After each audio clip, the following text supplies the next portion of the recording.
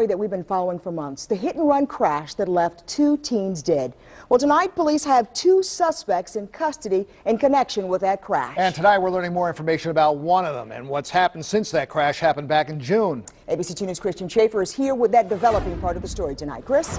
Yeah, now, if you were involved in a crash that killed 2 people, as police say 28-year-old Reuben Dunn was, you'd probably drive a bit more carefully or not at all. But Reuben Dunn did get back behind the wheel, and court records indicate that even the deadly incident in June didn't slow him down.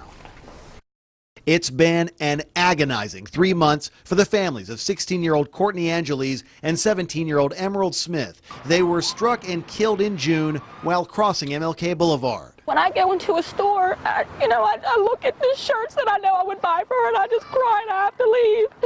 When I go to the grocery store and I see the cereal and stuff I used to pick up, I have to leave because it's too overwhelming. Now a Baltimore grand jury has indicted this man, 28-year-old Reuben Dunn. He faces 2 counts of automobile manslaughter and leaving the scene of an accident, along with driving under the influence. He lives at this apartment complex in Severn with his girlfriend, Kendra Miles. She is charged with being an accessory after the fact, an apparent reference to what police have told the girls' families, that Dunn was driving when the crash happened, but he and Miles switched places afterwards. A short time later, an MDTA police officer pulled the car over near BWI Airport. When he asked the man, well, what were you doing, sir? He said, I was sleeping the entire time.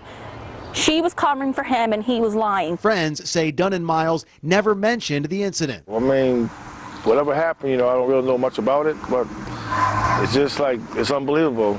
It's like you wouldn't think it would happen to good people like that. But then on August 8th, less than 2 months after the crash, court records show police pulled over Reuben Dunn again, this time in Anne Arundel County on Route 198 near Laurel. He was charged with speeding, going 65 miles an hour in a 40-mile-an-hour zone, along with driving with a suspended registration and failure to display a registration card when demanded by a police officer.